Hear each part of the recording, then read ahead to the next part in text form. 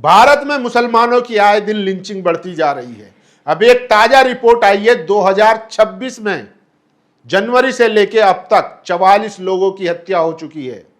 ये हत्याएं बता रहा हूं जो मुसलमानों को मारा गया है। और सोचिए, जिसमें से 25 लोग तो जून और जुलाई में मारे गए हैं। कौन लोग हैं जो ये मुसलमानों को मार रहे हैं? और सरकारें क्या कर रही हैं, अदालतें क्या कर रही हैं? क्या उन अपराधियों को, उन आरोपियों को सजा नहीं दे पा रही है, या फिर उस पर उनको किसी का संरक्षण हासिल है? और मुसलमानों को इंसाफ कब मिलेगा? सबसे बड़ा सवाल यही है। पिछले 7-8 महीने में 44 मुसलमानों की हत्या हुई है, जिनको भीड़ ने मारा है या टारगेट की किलिंग हुई है। तो मुसलमानों के लिए किस तरीके से जहन्नम बनाने की कोशिश हो रही है, यह भी समझने की जरूरत है। और वहीं सोचिए, ऐसे लोग, पिंकी चौधरी जैसे लोग खुलेआम घूम रहे हैं। इनके हिंदू रक्षा दल के एक और नेता खुलेआम मुसलमानों को मारने की, काटने की, और वो करके भी दिखा देते हैं, और फिर खुलेआम घूमते हैं। उन पर कोई मुकदमा, कोई केस, उनको जेल में डालने की किसी में हिम्मत नहीं है। सोचिए, पुलिस इनके सामने लाचार और बेबस नजर आती है। अब खबर आ रही है, पिंकी चौधरी कह रहे हैं कि इनके नेता जो हैं वो हरिद्वार से जल लेकर आ रहे हैं, और वो जल जो है देवबंद, दारुल उलूम देवबंद पर चढ़ाएंगे। सोचिए, तो क्या ये समाज में अफरा तफरी, नफरत फैलाने का काम नहीं कर रहे हैं? क्या ये समाज को बांटने का काम नहीं कर रहे हैं? क्या ये समाज को लड़ाने का काम नहीं कर रहे हैं? उस देवबंद की तारीख जिसने आजादी में, जिसके उलमाओं ने एक पेड़ से रंगून से लेकर दिल्ली तक जिनकी लाशें लटकी हुई मिली, उस मदरसे को कह रहे हैं कि ये विष्णु जी का वो है, मंदिर था। सोचिए, एक से एक जो है इस तरीके के जो नेता है उनको छोड़ा जा चुका है ताकि ये हिंदू मुसलमान करते रहें। लोग अक्सर कहते थे कि मुसलमानों को बाबरी मस्जिद पर फैसला जो है मान लेना चाहिए, और माना भी, और मुसलमानों को जो है मंदिर के लिए जगह दे देनी चाहिए, और दे भी दी। लोग कहते थे कि चलो ये कम से कम मुद्दा खत्म होगा, देश में तरक्की होगी, खुशहाली होगी, देश आगे बढ़ेगा। देख लिया नतीजा। जब आप जालिम के सामने झुक जाते हैं तो उसको लगता है कि ये तो कमजोर है, वो फिर और दबाने लगता है। और यही हुआ। आज बाबरी मस्जिद पर जो फैसला आया, सुप्रीम कोर्ट ने फैसला पढ़िए जाके। सुप्रीम कोर्ट कहता है कि वहां पर मंदिर नहीं थी, इसके कोई सबूत नहीं है। बाबरी मस्जिद तोड़ा जाना एक क्रिमिनल एक्ट था, लेकिन उसके बावजूद भी क्योंकि मेजॉरिटी की आस्था है, उसकी बुनियाद पर हम ये मंदिर को जगह दे देते हैं। तो अगर जगह दे दी थी, राम मंदिर बन गया था, तो फिर मामला खत्म हो जाना चाहिए था। लेकिन आज ओवैसी साहब ने उसी वक्त कहा था कि बात इंसाफ की है। अगर इंसाफ नहीं होगा तो फिर ऐसे जो जालिम लोग हैं वो फिर मुंडी उठाकर फिर दबाने की कोशिश करेंगे, और वही हो रहा है। आज देखिए, भोजशाला हो या संबल मस्जिद हो, या फिर अब देवबंद को लेकर विवाद खड़ा किया जा रहा है, काशी, मथुरा, जबकि एक्ट बना हुआ है संसद में कि राम मंदिर को छोड़ के बाकी कोई भी मस्जिद है तो वो मस्जिद रहेगी, कोई मंदिर है तो वो मंदिर ही रहेगी, उसका स्टेटस चेंज नहीं हो सकता। लेकिन किया जा रहा है, मुद्दे उठाए जा रहे हैं। क्यों? क्योंकि इनको लगता है कि हम ताकत में हैं, हम मजबूत हैं, हम जो है इनको दबा सकते हैं, हम ताकत के बल पर ये सारे काम कर सकते हैं।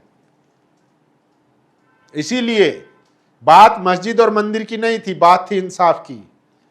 मुसलमानों ने सुप्रीम कोर्ट के फैसले को माना। हालांकि वो टाइटल सूट का केस था, लेकिन आस्था की बुनियाद पर फैसला हुआ। लेकिन उसके बाद नतीजा क्या हुआ? अब पिंकी चौधरी जैसे लोग देवबंद पर कह रहे हैं कि वहां पर विष्णु जी का मंदिर था, तो क्या देवबंद भी दे दें, छोड़ दें? कल कुछ लोग गए थे ताजमहल पर जल अभिषेक करने, तो क्या ताजमहल को भी छोड़ दें? और छोड़ना ही पड़ेगा, मुसलमान कर ही क्या लेगा? तो सोचिए किस तरीके से इस देश में मुसलमानों को प्रताड़ित किया जा रहा है। लेकिन देवबंद पर इस तरीके की हरकत करना ये कतई बर्दाश्त नहीं किया जा सकता। इसके लिए तमाम जो मुस्लिम तंजीमें हैं वो एकजुट होकर खड़ी हैं और इसका विरोध। सोचिए, ये आए दिन इस तरीके की हरकत करते हैं, कोई कुछ नहीं बोलता। टीवी डिबेट में कहीं खबर नहीं बनती, कहीं इनसे सवाल नहीं पूछा जाता कि इन अताताइयों को इतनी हिम्मत कहां से आ रही है, क्यों पुलिस इतनी कमजोर है कि इन पर केस मुकदमा दर्ज करके जेल में नहीं डाल रही है। वहीं अगर मुसलमान जरासे में कोई जवाब भी इन्हें देने लग जाए, इनको रिप्लाई करने लग जाए तो सोचिए फिर हिंदू मुसलमान चलाने लगेंगे। इस देश में हिंदू मुसलमान कभी हुआ ही नहीं है। इस देश में मुसलमानों को मारा गया है, उनका नरसंहार किया गया है। हिंदू मुसलमान या दो गुट में लड़ाई तब होती है जब दोनों बराबर के हो। जब एक कमजोर है, पहले से ही दबा कुचला है, तो उसको तो मारा ही जाता है, उसका शोषण ही किया जाता है, उसमें लड़ाई नहीं होती है। लेकिन मीडिया हिंदू मुसलमान कहकर किस तरीके से इसको बैलेंस करने की कोशिश करता है, यह भी समझने की जरूरत है।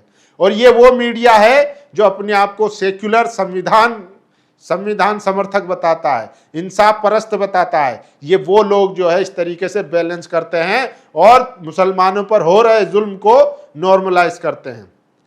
अब नहीं कहेंगे वो कि ये पिंकी चौधरी जो कह रहा है कि हम देवबंद पे जल अभिषेक करेंगे कि ये गुंडा है या अपराधी है या इसकी क्रिमिनल मेंटेलिटी है, इस पर नहीं कहेंगे। अगर मुसलमान इसका विरोध करने लगे, जवाब देने लगे, तो कहने लगेंगे देखिए ये भी ऐसा ही है, ये भी ऐसा ही है, दोनों तरफ कट्टरपंथी है। अरे भैया ये मारने वाला है, वो सेल्फ डिफेंस करने वाला है, ये समझने की जरूरत है। लेकिन दोनों को एक तराजू में तोलकर बैलेंस और इनके जो कुकृत्य हैं उनको जस्टिफाई करने की कोशिश की जाती है और इनको हवा देने की, बढ़ावा देने की कोशिश की जाती है। तो ऐसी ही कुछ खबरें हैं जो मैं आपको दिखाना चाहता हूं कि इस देश में आज मुसलमानों की क्या सिचुएशन है और किस तरीके से उनको सताया जा रहा है, प्रताड़ित किया जा रहा है। ये देखिए तस्वीरें, एक मुस्लिम बुजुर्ग को जो है चिकन बेच रहा था, बेचारे को किस तरीके से मारा गया है वो भी दिखाऊंगा। लेकिन उससे पहले ये देखिए, कांवड़िए कह रहे हैं कि योगी सरकार ने ट्रेन की यात्रा फ्री कर दी है, वही टीटी कांवड़ियों से किराया जुर्माना मांग रहे हैं। वीडियो आजमगढ़ जिले की बताई जा रही है। सोचिए, मतलब ये कह रहे हैं जो कांवड़िए हैं कि ट्रेन में योगी जी ने कहा है कि फ्री में चल सकते हैं कांवड़िए, उन्होंने फ्री कर दी है। तो टीटी कह रहे हैं कि भैया कहाँ है फरमान, दिखाओ जरा हमें। मतलब ऐसे ऐसे लोग हैं। इस तरीके से ब्रेन वॉश किया गया है कि योगी जी हिंदुओं के लिए इतना कर रहे हैं कि उन्होंने ट्रेन फ्री कर दी। ये सारी मिस इन्फॉर्मेशन फैलाई जा रही है।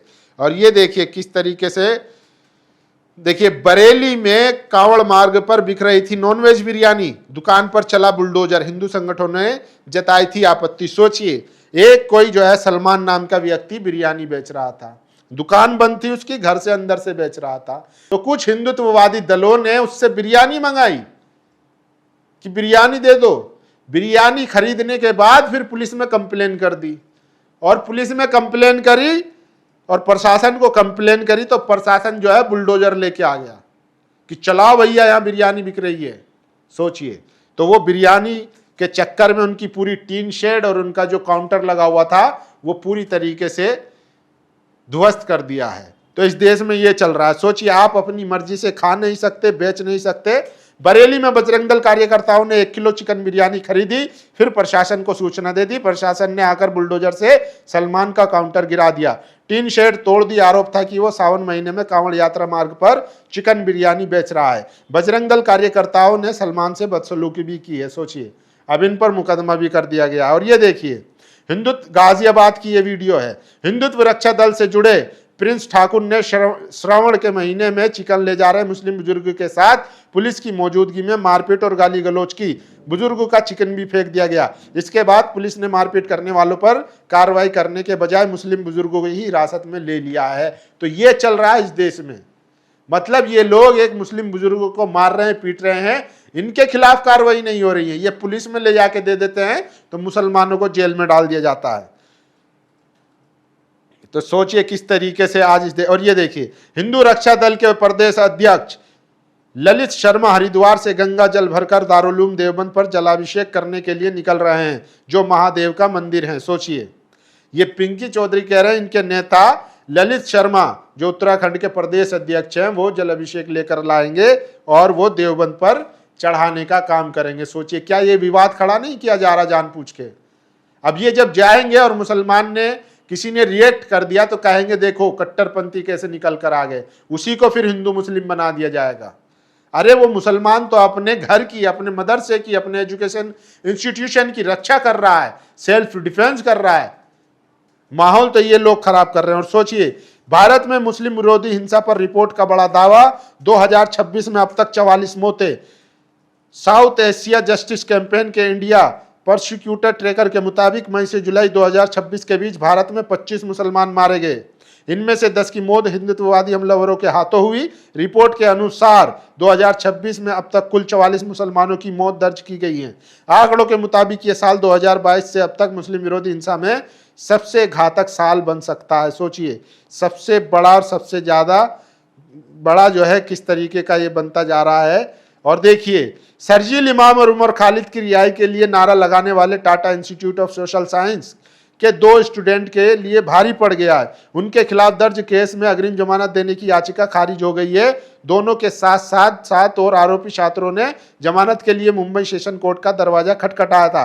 कोर्ट ने 2 स्टूडेंट को छोड़कर बाकी 7 को बेल दे दी है। सभी छात्रों पर आरोप है कि उन्होंने पिछले साल इंस्टीट्यूट में हुई एक सभा के दौरान उमर खालिद और शर्जील इमाम की रिहाई की मांग करते हुए नारे लगाए थे। सोचिए, उमर खालिद की रिहाई की मांग के लिए नारे लगाना जुर्म बन गया है।